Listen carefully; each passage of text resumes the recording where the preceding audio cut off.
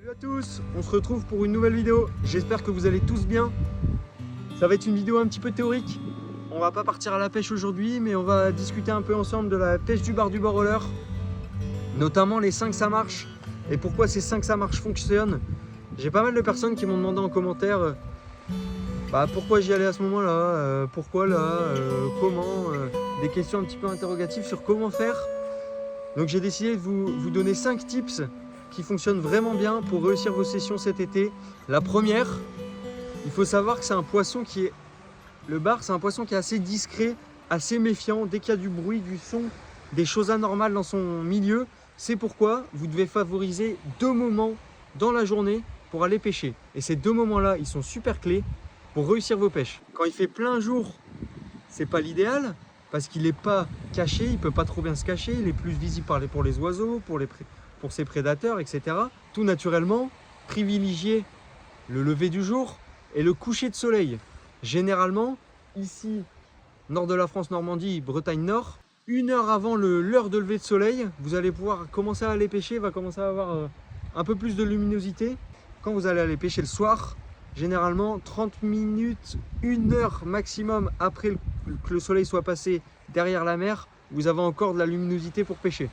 Donc quand vous êtes débutant, privilégiez absolument ces 2 moments-là. C'est là où les poissons ils sont le plus actifs.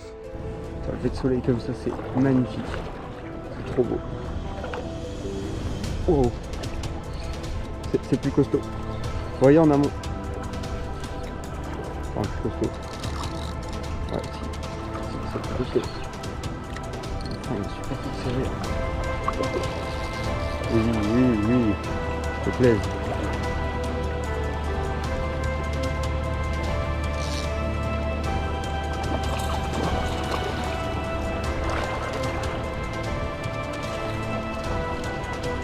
Courant comme ça, c'est extraordinaire. Wow.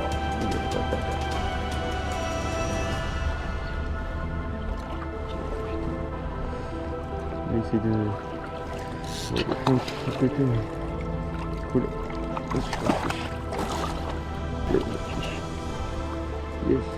Ça, c'est un beau poisson bien matinal. Ça fait plaisir. Ensuite, une fois que vous avez ciblé les soirées où vous voulez aller, je vous conseille fortement d'aller pêcher la dernière heure et demie du descendant et la première heure du montant, ou les 2 dernières heures du descendant et la première heure du montant. Pourquoi? Parce que c'est là où généralement sur les pointes, sur les avancements comme il y a là derrière moi, c'est là où il y a moins d'eau et c'est là où vous allez pouvoir vous observer où il y a des cailloux, où il y a des zones de courant. Vous allez pouvoir vraiment scinder ces zones spécifiques qui peuvent abriter du poisson. En plus de ça, si cette heure de basse mer coïncide avec le coucher ou le lever du soleil, vous avez tout gagné. Donc je vous conseille vraiment d'aller pêcher la fin du baissant. Pourquoi aussi? Parce que c'est sécurisant d'aller pêcher le descendant et le tout début du montant. Parce que si vous allez pêcher le milieu de montant ou vers la marée haute, en fait, si vous ne connaissez pas bien la zone, ça peut être dangereux sur une pointe rocheuse, vous pouvez vous faire encercler, il y a beaucoup de courant, etc. Donc c'est aussi sécurisant. Ensuite, vous avez identifié coucher, lever de soleil, votre heure de marée. Si vous voulez avoir le top du top, vous faites comme ce que j'ai là derrière. Vous essayez d'aller pêcher dans une mer qui est plutôt calme. Au leurre, c'est généralement plus intéressant. Et pour ça, un vent par chez moi, par le trait de côte de chez moi, un vent de sud, sud-est, est et nord-est, c'est les meilleurs vents pour aller pêcher au leurre du bord. La mer, elle est calme. Comme ça va être un vent qui va être plutôt de dos, vous allez pouvoir lancer très loin vos leurres, donc aller chercher des zones très loin. En plus de ça, vous êtes à marée descendante, donc du coup, vous allez pouvoir aller chercher des zones encore plus loin. Et c'est beaucoup plus agréable pour vous de pêcher dans un climat où il n'y a pas trop de vent. Le vent vient dans votre dos, vous n'êtes pas embêté, il n'y a pas des vagues sur vous, la mer est plutôt calme. Et c'est aussi sécurisant et rassurant pour les gens qui débutent ou qui ne connaissent pas très bien la zone. Une fois que vous avez ciblé ces 3 choses-là qui sont super importantes, il va falloir apprendre à lire l'eau. Alors lire l'eau, c'est très compliqué au début. C'est pas quelque chose qui est inné, qui est très facile. Lire l'eau, ce que j'appelle lire l'eau, vous allez vous retrouver en marée descendante. Par exemple, sur une des pointes qui se trouve là derrière moi, celle-là, là par exemple, vous allez vous retrouver là, au bout de la pointe. Bon, vous vous dites, bah ouais, c'est une pointe, c'est super, mais Qu'est-ce qui me dit qu'il y a des poissons ici? La surface de l'eau, elle vous dit tout. Elle vous dit tout. Et ça, c'est un point gagnant, mais vraiment gagnant dans vos pêches. Lisez la surface de l'eau. Quand il y a un petit peu de vent comme ça, il y a des petites vaguelettes. Et sur les petites vaguelettes, il y a des zones de courant qui se forment entre les pointes, aux abords des pointes, etc. Vous allez facilement scinder une zone de vaguelette qui ne bouge pas et une zone de vaguelette qui glisse, à côté de la zone de vaguelette qui ne bouge pas. Ça, c'est vraiment de l'observation. Prenez le temps. Quand vous arrivez sur le spot, rien ne vous empêche de vous poser 10-15 minutes, comme ça, comme ce que je fais ici. Vous observez, vous regardez attentivement toutes les veines, tous les rochers, toutes les pointes que vous avez devant vous. Pensez vraiment à vous poser, à regarder 10-15 minutes si vous n'êtes pas habitué et que vous ne connaissez pas la zone. La surface de l'eau, elle vous dira tout. Si vous voyez des genres de chaudrons de bouillon là, remonter devant vous, c'est qu'il y a des gros blocs de pierre un peu éparpillés. Ça, très bon spot aussi à marée descendante avec un léger courant qui balaye la zone. Autre point que vous pouvez faire sur une pointe rocheuse, vous allez le voir tout de suite. Vous avancez dans l'eau avec votre canne, vous faites attention. Vous vous mettez jusqu'au mollet ou jusqu'au genou. S'il y a du courant, vous allez tout de suite le sentir. Vous allez tout de suite sentir quelque chose qui contre votre genou ou vos jambes. En lisant l'eau, vous allez identifier des zones de courant. Et le bar, c'est un poisson qui mange dans le courant.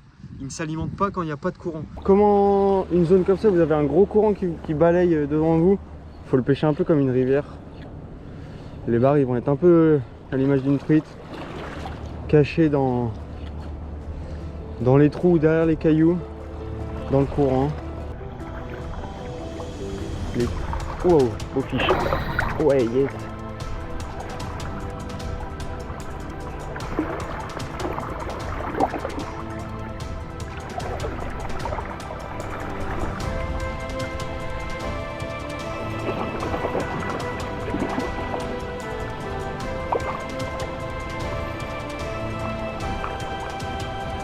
Putain de beau fiche. Waouh.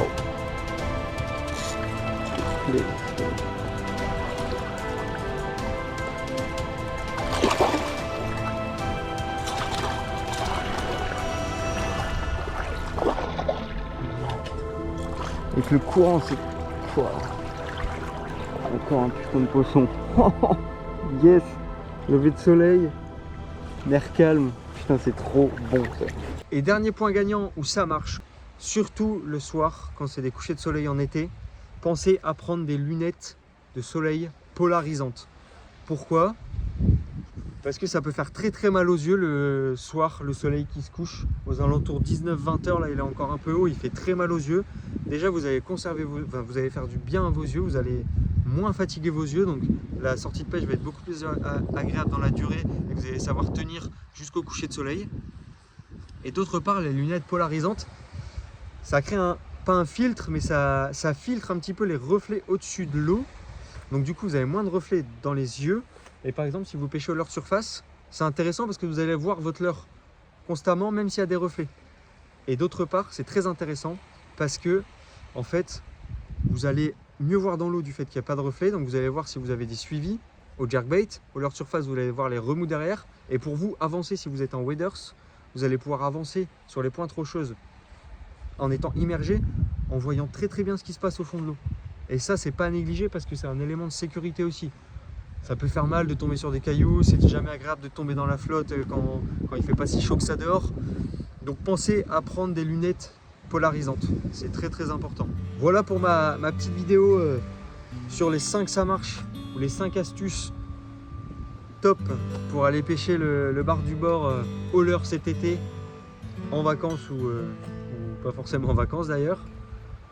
Mais 5 points très importants, ça peut paraître facile et assez simple de dire ça comme ça et de sortir des points comme ça, mais c'est hyper important et c'est vraiment des points gagnants. Je pense notamment au lever du soleil et pêcher à la fin de marée descendante. C'est là où vous aurez le plus de chances de faire de poissons. Et profitez-en, amusez-vous bien, kiffez. Les bars sont sur la côte, ils mangent bien, l'eau elle est bien chaude. On a un été un peu plus sympa que l'année dernière par ici, donc profitez-en vraiment. On échange dans les commentaires en tout cas. J'attends vos questions, j'y répondrai avec plaisir. Et puis on se dit à très vite pour de nouvelles vidéos.